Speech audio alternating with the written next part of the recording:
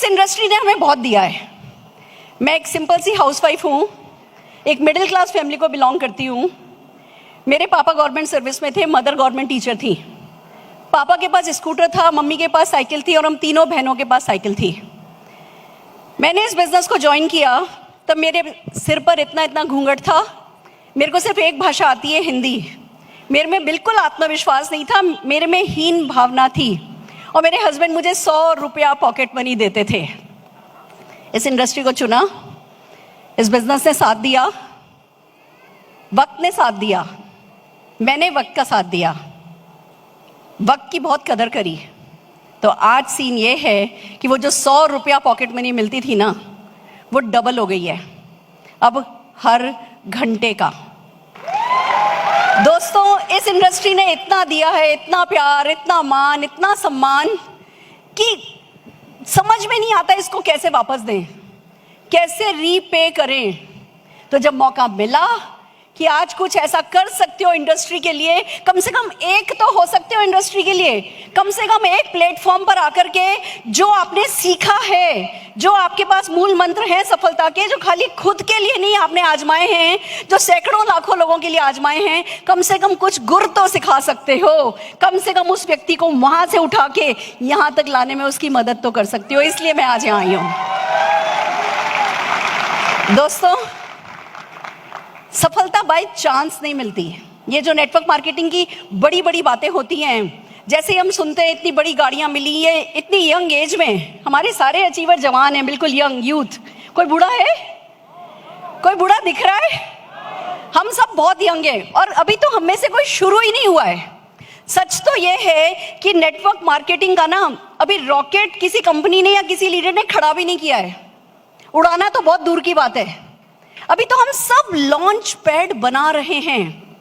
अगर इस समय हमने अपने वक्त की कदर कर ली और इस समय हमने इस इंडस्ट्री की ताकत को समझ करके और सिस्टम में अपने आप को ढाल लिया, तो जहां हम जाएंगे और जहां हम अपने देश को ले जाएंगे, उसका सचमुच अंदाजा इस हॉल में बैठे किसी भी व्यक्ति का होना भी बहुत मुश्किल है। मैं आज आपके साथ, जैसा कि मैंने बताया, एक सिंपल सी हाउसवाइफ हूं और सक्सेसफुल हो गई हूं। हालांकि डॉक्टर हूँ बाय क्वालिफिकेशन, मैंने अकाउंटिंग में पीएचडी करी है, पर जब लोग मुझसे पूछते हैं आपने ये सब कैसे किया, तो मेरे पास एक ही जवाब होता है, दिल से। और कुछ पता ही नहीं है, दिल से।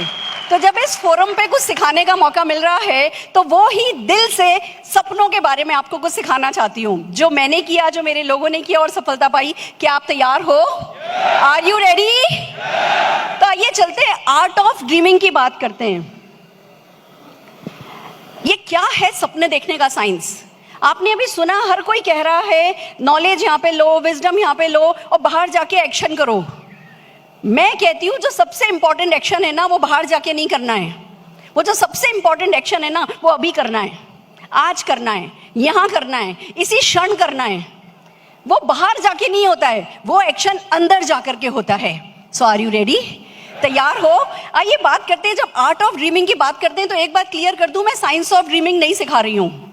मैं वो जो सोती आंखों से सपना देखा जाता है उस पर भी बात नहीं करने वाली, मैं सूडो साइंस पे भी बात नहीं करने वाली, मैं वो लॉ ऑफ अट्रैक्शन, हम सब ने बहुत किताबें पढ़ी हैं, हम सब ने पावर ऑफ स्पोकन को बहुत सीखा है, स्पोकन वर्ड्स को बहुत सीखा है, हम सब थ्योरेटिकली साइंस के करीब तक पहुंच गए हैं सपनों के बारे में। पर जो मैं बता रही हूँ वो साइंस नहीं है, वो आर्ट है।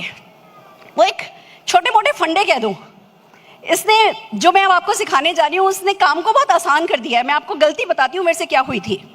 जब दी सीक्रेट मूवी आई, हमने सबने इस मूवी को देखा, हम लोगों को बैठा करके मूवी दिखाने लगे, हम हर जगह वो ट्रेनिंग करने लगे, मैं खुद उसको प्रैक्टिस करने लगी। और एक ऐसी रोड थी जिसमें जब भी मैं गाड़ी चलाती थी तो गलती से उस रोड पर चली जाती थी। फिर मैंने सोचा मैं इस रोड पर बार बार लाई जा रही हूँ, इसका रीज़न क्या हो सकता है? तो समझ में आया कि भैया ये जो रोड है ना, महारानी बाग में, यहाँ तुम्हें घर बनाना है। मैंने घर डिज़ाइन करना शुरू किया अपने ख्यालों में, सीक्रेट की सारे ज्ञान को लेकर के, और फिर मैंने वो घर डिज़ाइन करना शुरू किया। दोस्तों, वो मेरी सबसे बड़ी ब्लंडर थी। मैं आपको बता दूं, उस समय मेरे हस्बैंड पैरालाइज थे। वो ना बोल सकते थे, ना चल सकते थे, ना करवट बदल सकते थे, व्हील चेयर पर लेते थे, हम उन्हें हर जगह व्हील चेयर पर लेके जाते थे। और उन दिनों मैंने शायद 2-3 साल ये सपना बुना। And one fine day I realize कि वो जो घर मैं बना रही थी उसमें मेरे हस्बैंड का कमरा हमेशा ग्राउंड फ्लोर पर रख रही थी। मेरे सबकॉन्शियस में भी ये था कि वो कभी ठीक नहीं हो पाएंगे, और वो सब कुछ कभी ठीक नहीं हो पाए। दोस्तों, मुझे एक बात समझ में आई, ये जो सबकॉन्शियस है, जो ये लॉ ऑफ अट्रैक्शन है, ये जो ज्ञान बिखरा पड़ा है, इसको बहुत सावधानी से इसमें प्रवेश करना है, इसको बहुत सोच समझ के प्रैक्टिस करनी है। और मैं फिर डरने लगी कि एक आम व्यक्ति को मैं ये सिखाऊं और अगर वो भी मेरी तरह गलती करे तो क्या हो। तब निकल के आया कुछ ऐसा आसान सा तरीका जो एक तरफ आपके सबकॉन्शियस को सेट कर देता है और दूसरी तरफ आपको किसी भी तरीके के रिस्क से बचा देता है। सो आर यू रेडी? तैयार हो? जब हम आर्ट ऑफ ड्रीमिंग की बात करते हैं तो सबसे पहले बात आती है कि ड्रीम क्या है।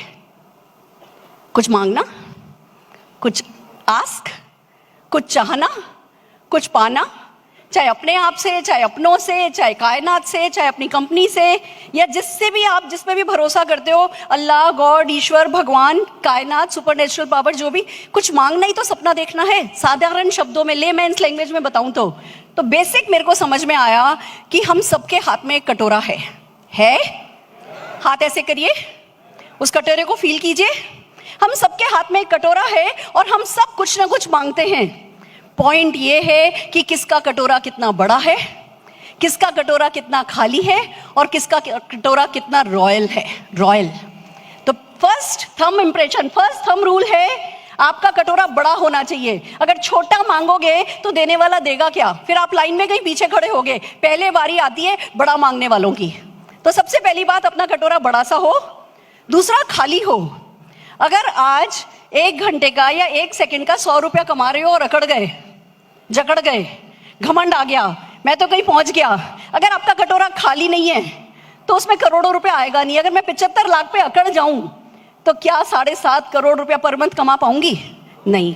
तो हमें एक तरफ अपना कटोरा बड़ा रखना है, दूसरी तरफ खाली रखना है, और तीसरी सबसे बड़ी बात, उस कटोरे को रॉयल रखना है। फेथ। जब आप मांग रहे हो ना, तो वो फकीर की तरह नहीं मांगना है। मांगना है तो एक देता की तरह, दाता की तरह मांगना है कि बस जो भी आने वाला है वो देने ही वाले हो। जब मांगना है तो आस्था के साथ मांगना है कि मैं तो मांग रहा हूं, वो तो दे ही देगा। जो मुझे चाहिए वो तो आ ही जाएगा, जो मैं पाना चाहता हूं वो तो मिल ही जाएगा, जो मैं पहुंचना चाहता हूं वो तो हो ही जाएगा। इस आस्था के साथ अपनी वैल्यूज को फॉलो करते हुए कटोरा हाथ में रखना है। मैं फिर से कहती हूं, राइट रॉन्ग नेटवर्क मार्केटिंग का अभी बना नहीं है, अभी बन रहा है। पर फिलहाल आपको कम से कम इतना करना है कि जो आपके पेरेंट्स ने और जो पंचतंत्र की कहानियों ने आपका राइट एंड रॉन्ग डिसाइड किया है, उस राइट और रॉन्ग को फॉलो करो। जो आपकी डेफिनेशन कहती है राइट है वो करो, जो आपकी डेफिनेशन कहती है रॉन्ग है वो मत करो। लालच में आओ नहीं, आलस में पड़ो नहीं। जो आपको लगता है सही है, और अब सिखाया जा रहा है, लगातार सही गलत सिखाया जा रहा है, अनएथिकल नहीं होना है, जुगाड़ नहीं करना है, मैनिपुलेशन नहीं करना है, लॉन्ग टर्म सोचना है। नेटवर्क मार्केटिंग के संस्कार अभी डाले जा रहे हैं, ये संस्कार फॉलो कीजिए, उसको कहते हैं रॉयल होना। सो आर यू रेडी? आपके हाथ में कटोरा है, बड़ा है, खूबसूरत है, खाली है और रॉयल है, फेथ है, फैंटास्टिक। ये बेसिक इंपॉर्टेंट चीज है। देखिए, एक प्यारी सी बात बताती हूँ आपको। मैंने अभी कहीं पढ़ा था, अगले 5 साल में Indian direct selling industry $1 trillion की हो जाएगी। 70 लाख करोड़ रुपया सबके लिए है, सबके लिए सब कुछ है, कोई मारामारी नहीं है, किसी को किसी चीज की कमी रहने वाली नहीं है। और जब 70 लाख करोड़ की होगी, उसमें से 40% भी बटा तो 28 लाख करोड़ रुपया आप लोगों में और हम लोगों में ही बटेगा। बटोर बटोर के थक जाओगे। इसलिए किसी भी तरीके की मारामारी सोचने की भी जरूरत है नहीं, किसी तरीके का शॉर्टकट लेने की जरूरत है नहीं। नेटवर्क मार्केटिंग अपने आप में एक शॉर्टकट है।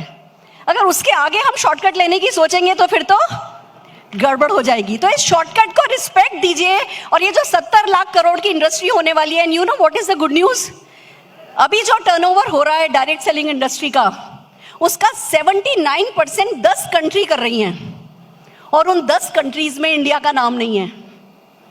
और पॉपुलेशन हमारी अभी नंबर 1 पे चाइना और यूएस का टाई है, और पॉपुलेशन हमारी नंबर 2 पर है। और अब जिस तेजी से हम बढ़ रहे हैं, अब जैसी तेजी से हमें बिजनेस समझ में आ रहा है, अगले 5 साल में हमने नंबर 1 नंबर 2 पे पहुंच जाना है। तो जो इंडिया में टर्नओवर आना है ना, जो इंडिया में टर्नओवर होना है, और जो ये करने वाले सामने बैठे हैं ना, आपकी 5 उंगलियां घी में और आप खुद कढ़ाई में हो। सो आर यू रेडी? तैयार हो?